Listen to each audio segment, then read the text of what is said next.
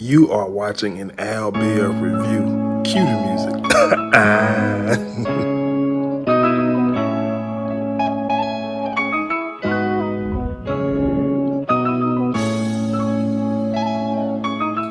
What's going on, guys? Welcome back to my channel. I'm here with the Oval episode 2 recap, review, all that good stuff. If you're new, be sure to subscribe, like, share, comment.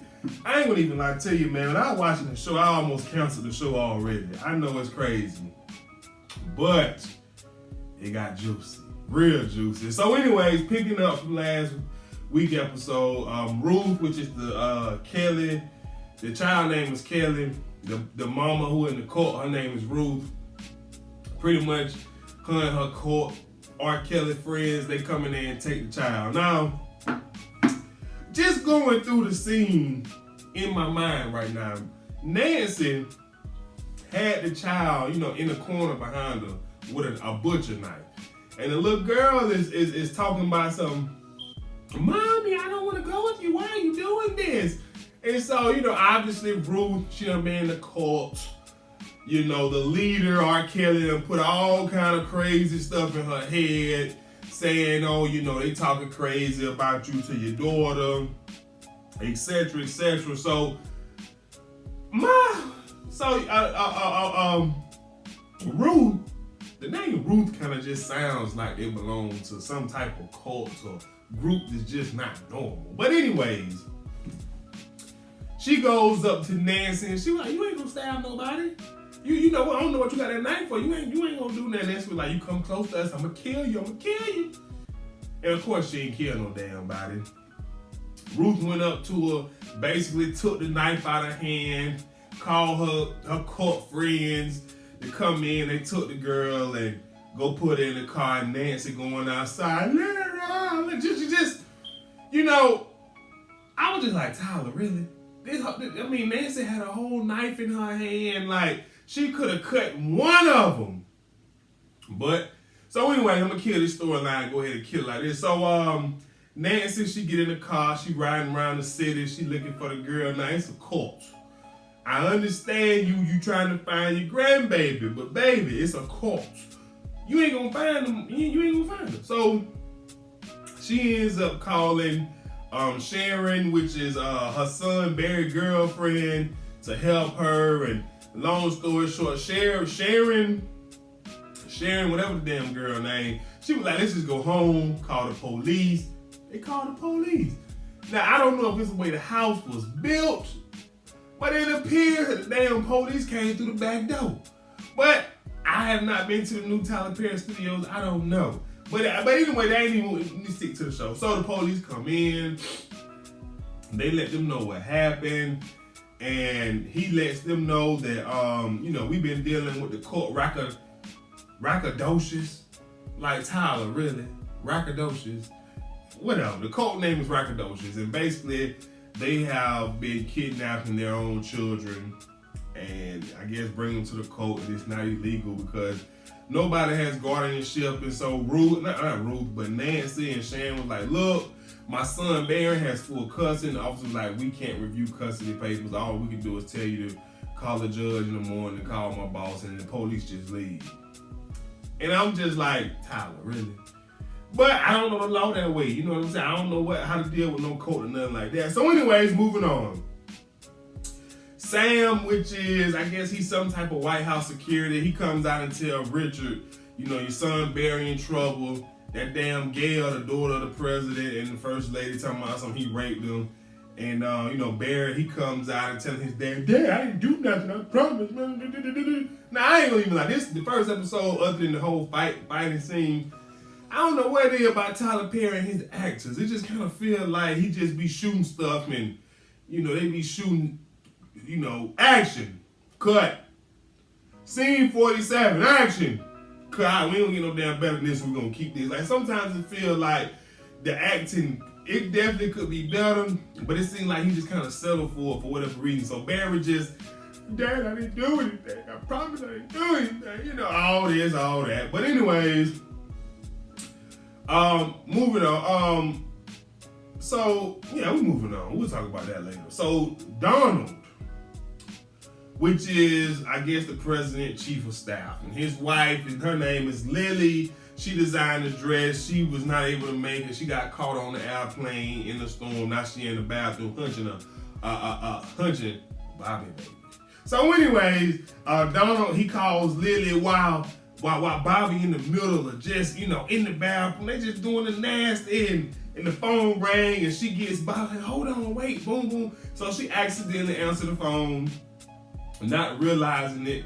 Her and Bobby having a sidebar conversation. Luckily, Donna was at the inauguration. It was a large crowd of folks. She couldn't really hear what his wife and Bobby was talking about. And basically, he gets on the phone, apologized to her, and tell her that it's such a lovely event. He took lots of pictures. The first lady is wearing her dress and all of this and all that. And so, as soon as she hangs up, she just kind of, I guess, come back to reality. It's like, why in the hell am I in the bathroom with a man I met on a plane that I don't even know?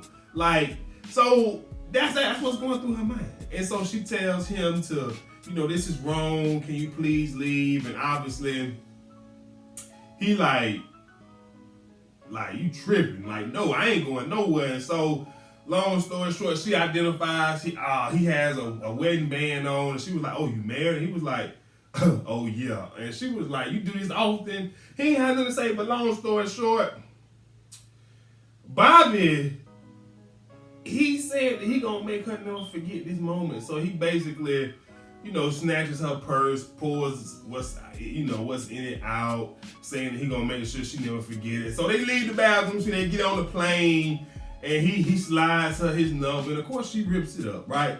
And then he sent her a note, say, hey, let's go join the Mile High Club. Meet me in the bathroom. It's like, this dude, he gonna be good for the show. He gonna be real good for the show. So I'm gonna kill they storyline. So she lands in DC. She catches a cab home. As soon as she get in, she's screaming, Donald, oh Donald, the Donald, are you here? Hell no, he ain't here. So Bobby, he just busts up in there behind her. And so he just looking like, man, this is a nice crib. You living like this. And then he make his way upstairs in the bedroom, and he hops on the bed, and she goes to the little dresser, pull out the gun. He like, you ain't gonna shoot no damn body. Like, what you gonna do? And she was like, I came home, you broke in, etc., etc. So he said, what about all the airport security footage?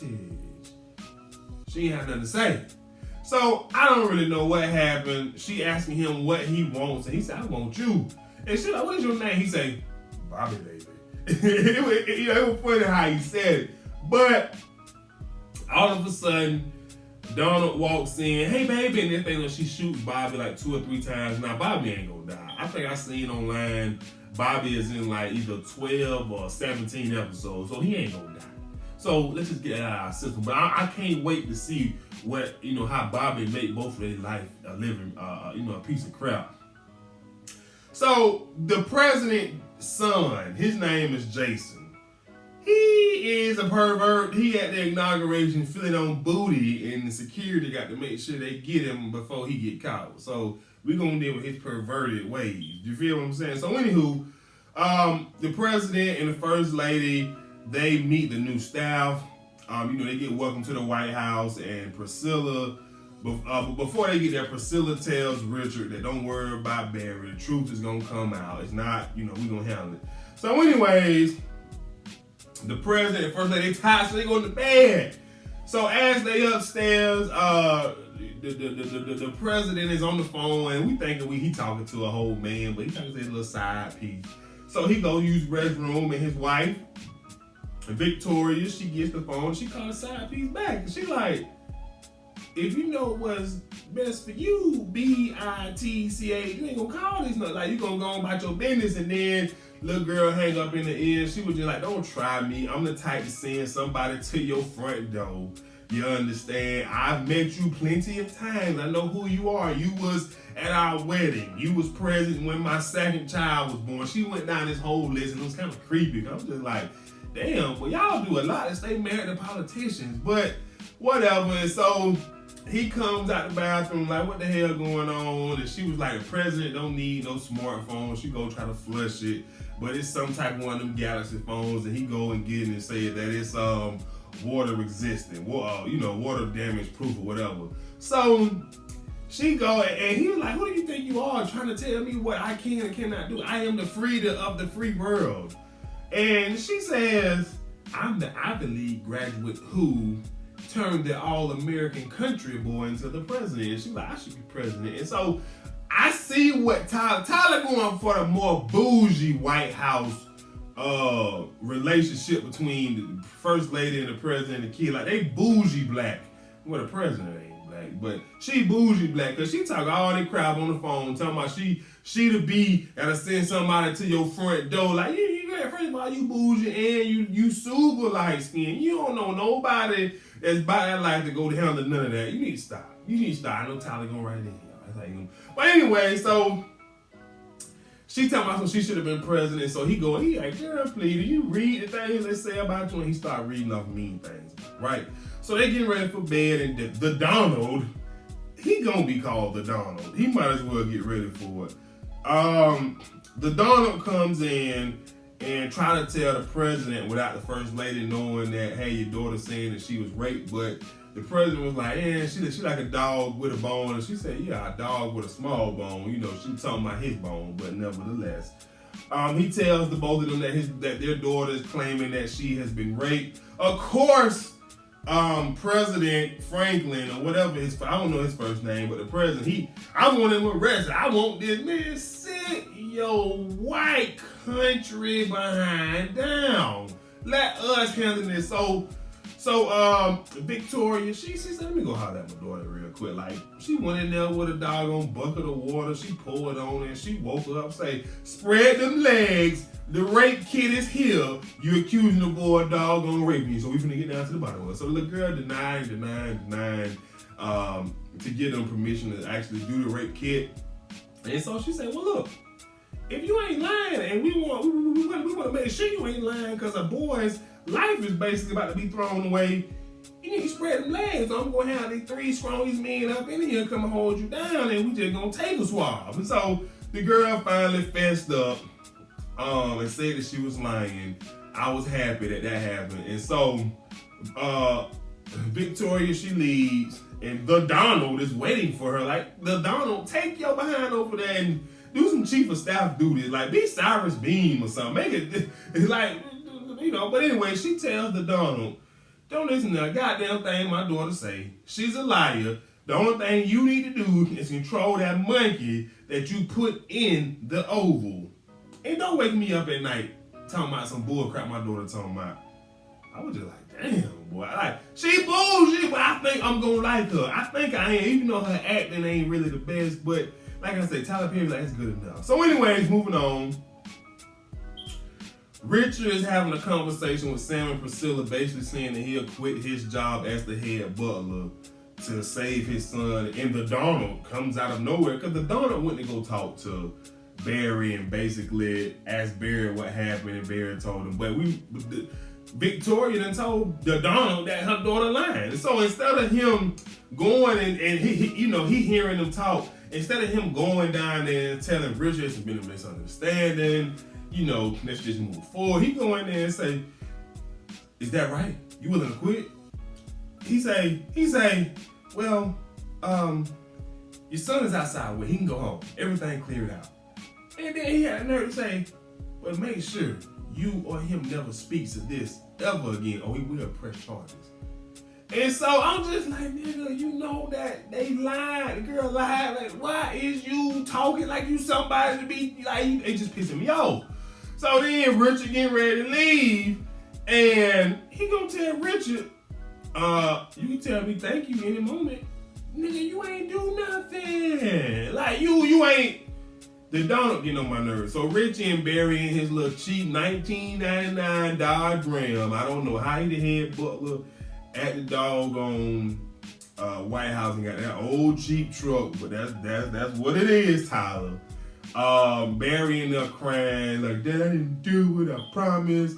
And the dad basically tried to tell him, like, man, you can't speak of this no more. And Barry gets upset. And I'm just like, God damn, Richard, you got a grown son. Tell him why he can't speak of this no more. Tell him what them people said. It's talking about we dealing with some powerful and people with influence. We just can't speak of this. And I'm just like, he got on my damn nerves anyways. But